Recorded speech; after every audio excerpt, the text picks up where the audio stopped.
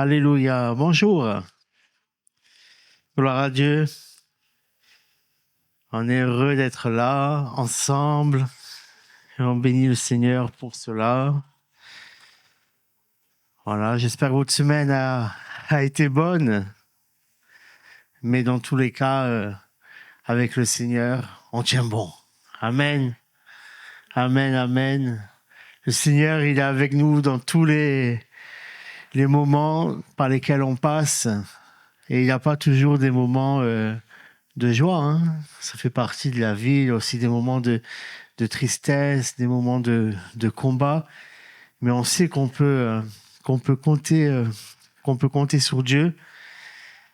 Et je ne sais pas si ça vous est déjà arrivé, peut-être, d'avoir cette impression, vous savez. Alors, je vais employer une expression, un terme, hein, mais cette expression que le sort s'acharne sur vous. Hein, j'ai entendu des avec des gestes comme ça, donc il y a des gens qui ont compris. Hein, tu as l'impression qu'il t'arrive un truc et après, ça, c'est un enchaînement. Et ça peut arriver qu'on soit comme ça, tellement attaqué, tellement combattu, qu'il y ait tellement d'événements qui s'enchaînent et qui font qu'on est dans la souffrance, dans le dur, n'est-ce pas ? Et peut-être qu'on pourrait, ce matin en tout cas, réfléchir à ça en prenant un exemple d'un personnage biblique, parce que la Bible, elle a des réponses pour tout. Et c'est ça qui est merveilleux. La Bible a des réponses pour toutes les situations. Elle a des exemples de toutes les situations qu'on peut vivre. Et il y a des clés, des compréhensions aussi à avoir pour comprendre. Et j'ai appelé le titre, on va dire, de ce message, c'est pourquoi es-tu combattu ? Comment ça se fait que tu es tout le temps combattu ? Tout le temps combattu. Et il y a un secret comme ça. Et on va voir ce matin, on va prendre l'exemple d'un des plus connus, de Joseph. Joseph, qui était fils de Jacob. Hein. Et Joseph, il était le 11e garçon, l'avant-dernier, aimé de son père.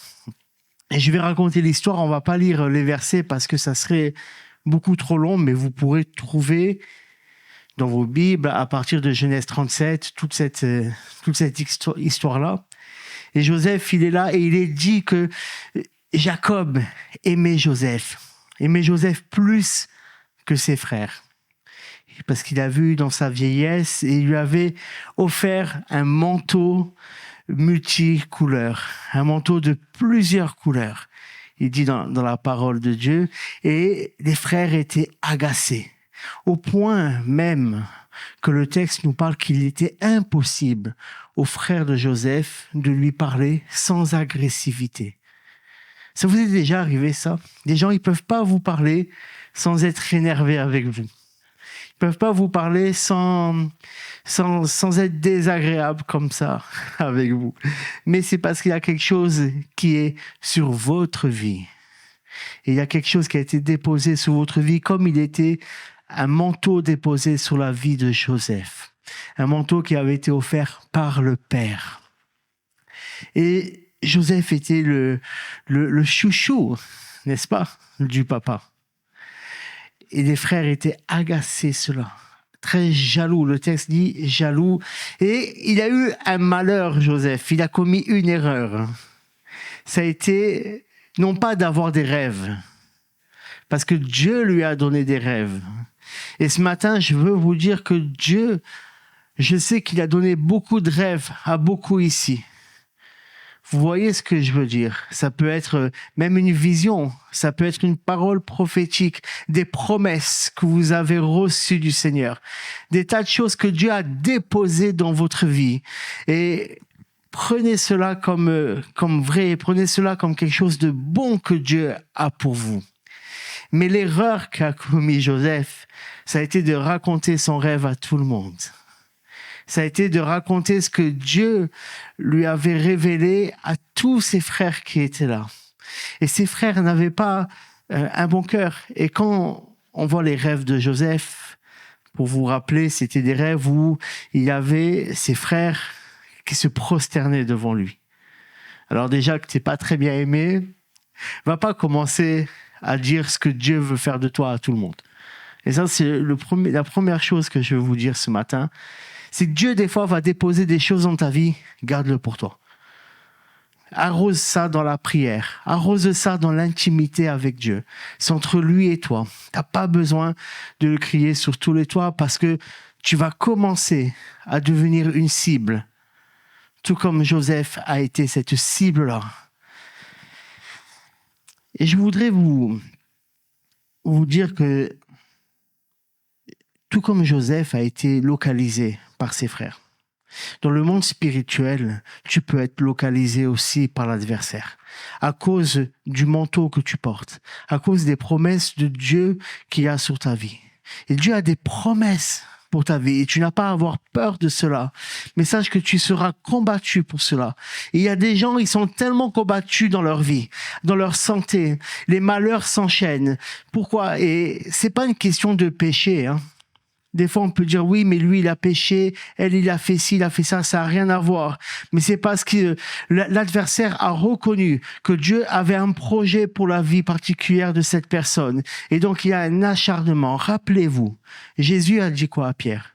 Pierre, Satan vous a criblé, mais moi, j'ai prié. Moi, j'ai prié pour toi, pour que ta foi ne défaille pas, pour que tu restes fidèle. Et des fois, tellement de choses t'arrivent. Pourquoi je suis malade? Pourquoi je perds mon entourage? Pourquoi j'ai ces problèmes? Pourquoi? Mais tout simplement parce que Dieu veut te faire briller quelque part. Tout simplement parce que Dieu a un projet grand pour toi. Et il est toujours plus intéressant de détruire un projet dans les débuts. Parce que si on peut étouffer ta lumière, alors c'est jackpot pour l'adversaire. Et vous voyez, Joseph, son père l'envoie vers ses frères qui étaient bergers, et ils l'ont vu arriver de loin. Et je vais vous lire ce verset, quand même, qui est là. C'est Genèse 37, versets 19 et 20. Je ne suis pas obligé d'afficher. Je vais juste le lire. Les frères voient Joseph. Ils se dirent l'un à l'autre, « Voici le rêveur qui arrive. Allons-y maintenant, tuons-le et jetons-le dans une des citernes. Nous dirons qu'une bête féroce l'a dévoré et nous verrons ce que deviendront ses rêves. » Et là, il y a quelque chose qui se passe. En fait, vous voyez, les rêves que Joseph avait reçus, c'était des projets de Dieu. Et ces gens-là étaient jaloux des projets de Dieu, mais dans le monde spirituel, c'est pareil. Il y a ce désir du diable. La Bible dit quoi? Que l'adversaire est un voleur. Il ne vient que pour voler, égorger, détruire, anéantir, tuer, destruction, toutes ces choses-là. Et c'est ce qui a voulu être fait sur la vie de Joseph. Tuons-le et voyons ce que ses rêves vont devenir. Et peut-être que tu es comme ça, dans cette situation-là où tu avais beaucoup de rêves, et tes rêves aujourd'hui, quand je dis tes rêves, je ne parle pas de ton ambition personnelle. Je dis les rêves que Dieu, les promesses que Dieu a déposées sur ta vie, les projets que Dieu a déposés sur ta vie. Parce que Dieu a des projets pour toi, pour chacun d'entre nous. La Bible dit quoi? Que l'Éternel connaît les projets qu'il a formés. Dieu dit, je connais les projets que j'ai formés pour toi. C'est des projets de paix, des projets de réussite. Mais c'est des projets pour que tu serves son royaume avant tout. De paix, de réussite, ça ne veut pas dire que c'est des projets de tranquillité, hein, n'est-ce pas? Mais ça veut dire que c'est des projets auxquels tu vas faire avancer le royaume de Dieu. Tout comme Joseph. Dieu avait un projet particulier avec Joseph et la première chose qu'ils ont fait, c'est quoi? Vous vous rappelez? C'est de lui enlever le manteau. De sortir le manteau. Et la première chose que le diable veut faire, c'est de sortir ce qui t'a été offert. Tout simplement, par le Père. Le Père t'a offert un manteau. Le Père t'a offert quelque chose. Ce manteau représentait son identité. Il y avait quelque chose que les autres n'avaient pas. Et sur ta vie, il y a quelque chose que les autres n'ont pas aussi. Qui t'appartient toi, qui t'a été offert par le Père Céleste, par Dieu. Et si le diable arrive à prendre cela et à te l'enlever, tout comme ils l'ont fait à Joseph, ils lui ont enlevé le manteau pour en faire quoi? Pour le déchirer en morceaux. Et le baigner dans le sang, ça veut dire, il y a deux choses. C'est déchirer ton identité, déchirer les projets que Dieu a pour toi. Et le baigner dans le sang, c'est le salir, le souiller ton identité. Tu sais ça, ce que c'est? Wow, merci Seigneur. Ça, c'est la culpabilité. Quand tu as un esprit de culpabilité qui est là sur toi, tu es en train, en fait, d'avoir ton manteau et de le souiller, en fait. Parce que tu es en train de dire quelque chose sur toi-même que Dieu n'est pas en train de dire sur toi. Je sais pas si vous me suivez là ce matin sur ça. Dieu est en train de dire des belles choses pour toi, mais à cause de la culpabilité que tu as, toi-même, tu es en train de jeter ce que Dieu a prévu pour toi. Et donc, il se retrouve bloqué, il se retrouve dans un trou, dans une citerne. Et c'est la première étape de ce que l'adversaire veut faire dans ta vie. C'est te bloquer, te mettre dans un trou, t'enlever tout. Et s'y retrouver nu, sans manteau, sans rien. Mais ça s'est pas arrêté là. La deuxième étape, ça a été qu'il a été vendu à Potiphar, comme un esclave. Et c'est ce que le diable veut faire dans ta vie. Après t'avoir tout arraché, te mettre en esclavage. Et Joseph, vous voyez, la Bible, elle est belle parce qu'elle montre quelque chose, elle montre la fidélité de Dieu. Joseph était esclave dans la maison de Potiphar, mais il est dit que l'Éternel était avec Joseph. Ce qui faisait que ce que Joseph faisait, ce que Joseph devait accomplir comme devoir dans la maison de son maître, cela a été réussi par l'excellence. Parce que lorsque Dieu est avec toi, Dieu est responsable de toi et il te donne l'excellence d'accomplir ton devoir. Mais Joseph, il était libre dans un sens de cette maison-là. Il pouvait faire pratiquement tout ce qu'il voulait dans la maison. Mais pas moins, il n'en restait un esclave. Et combien de gens spirituellement sont comme ça? Combien de gens spirituellement sont là? Tu as une certaine liberté, mais une liberté qui est limitée. Parce que tu as en vérité une chaîne à ton pied, mais la chaîne, elle a une certaine distance. Vous savez, j'ai connu une histoire. Enfin, j'ai pas connu une histoire, non. Je vais vous dire une histoire de quelque chose que j'ai connu enfant. Je connaissais des gens qui avaient un chien. Et ces gens-là, ils n'auraient pas dû avoir un chien. Et ces gens-là, ils avaient un grand, très, très, très grand jardin. Et au milieu de ce jardin, il y avait un arbre. Et le chien, il passait sa vie attaché à l'arbre, avec une chaîne qui devait faire peut-être 20 mètres. Donc oui, il faisait le tour du jardin, mais toujours attaché à cet arbre-là. Il était libre de 20 mètres, comme ça. Il pouvait aller pratiquement où il voulait dans le jardin, et pourtant, il était attaché. Et spirituellement, des fois, c'est comme ça que nous sommes.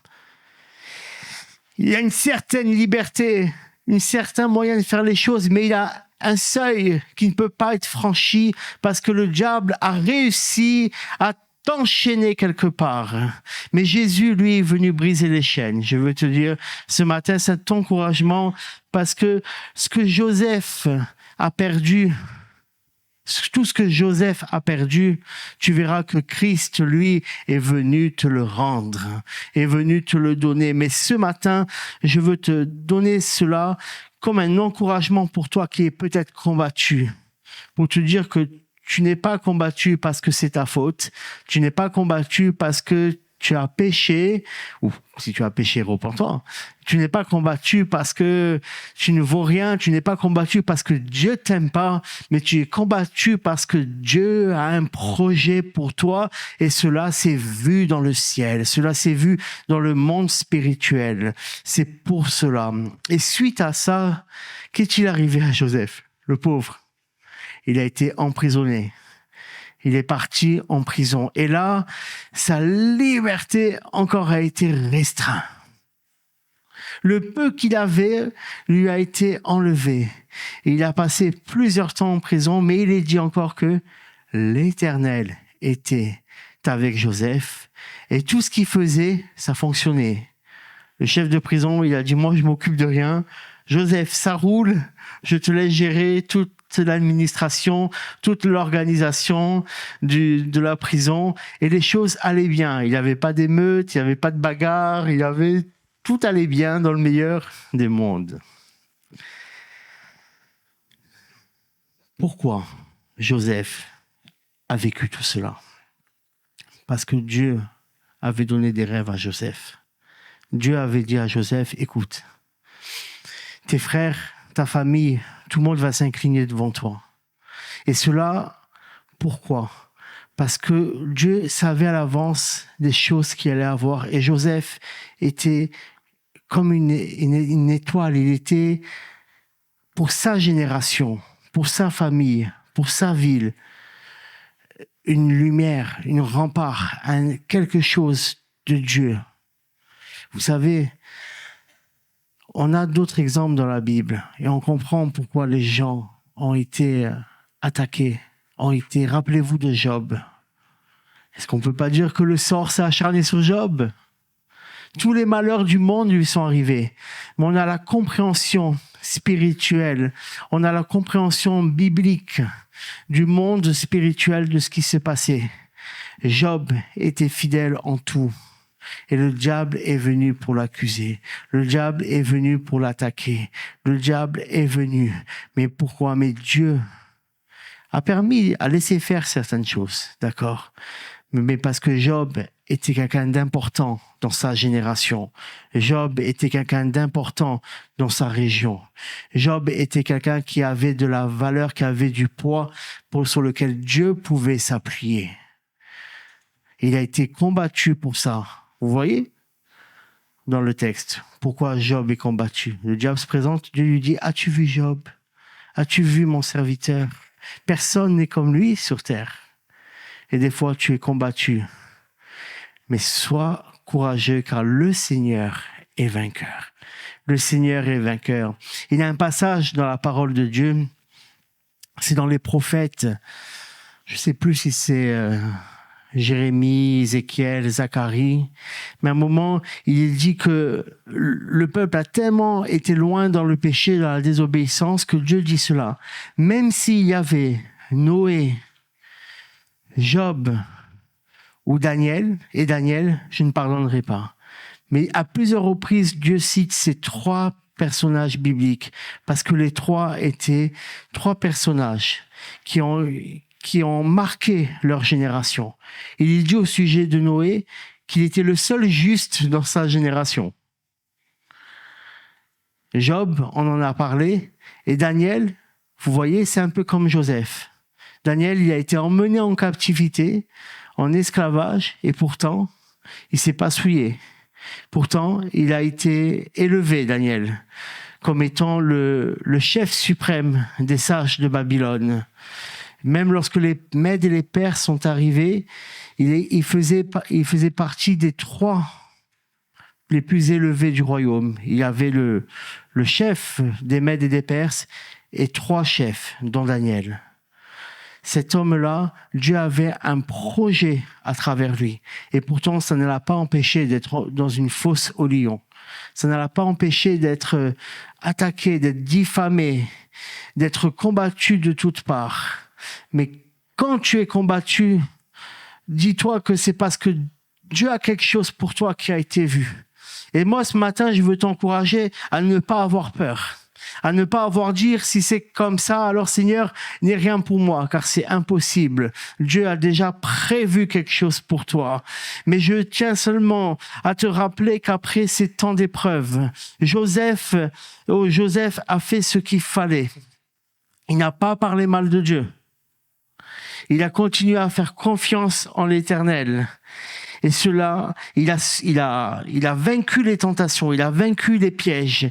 Et le temps voulu, Dieu l'a élevé. D'esclave, il est passé directement à gouverneur de l'Égypte. À numéro 2, ça veut dire qu'il y avait le pharaon et derrière lui. On lui a donné même un nom nouveau à Joseph. Et ce nom, il voulait dire, je vais vous le retrouver, celui qui découvre des choses cachées.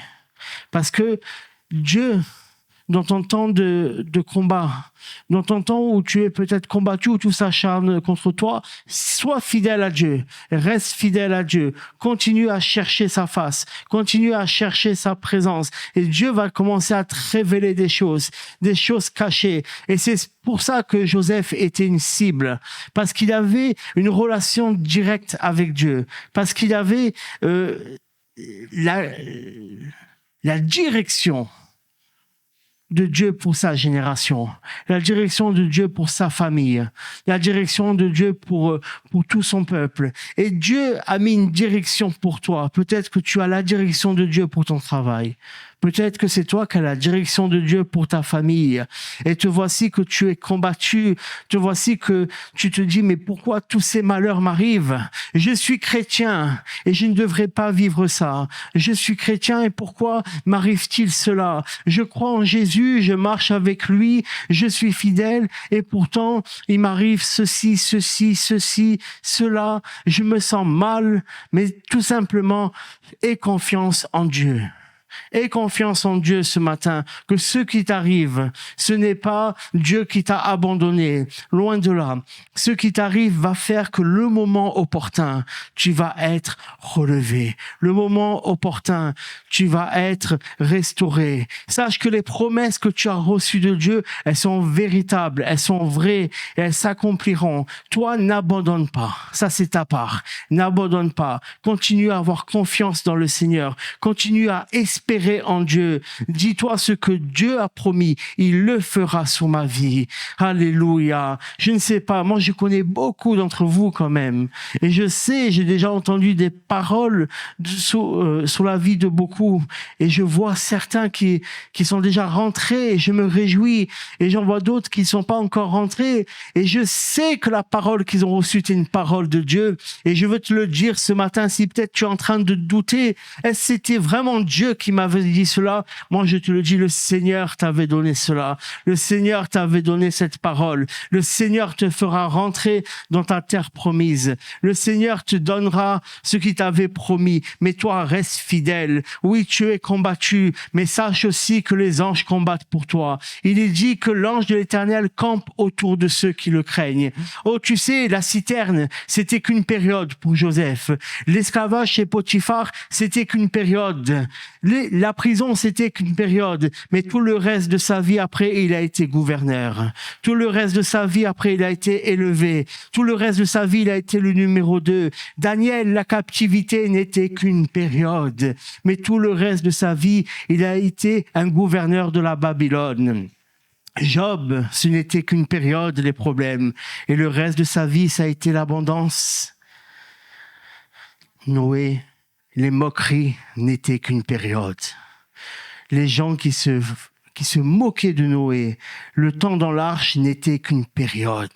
Mais le reste de sa vie a été dans l'accomplissement de ce que Dieu avait dit. Et je veux dire ce matin que le reste de ta vie sera dans l'accomplissement de ce que Dieu a prévu, de ce que Dieu a dit pour toi. Et aussi, sache que Dieu n'a pas été silencieux pour toi. Dieu n'est pas silencieux pour toi. Qui que ce soit ici ce matin, d'où que tu viennes, Dieu a quelque chose pour ta vie.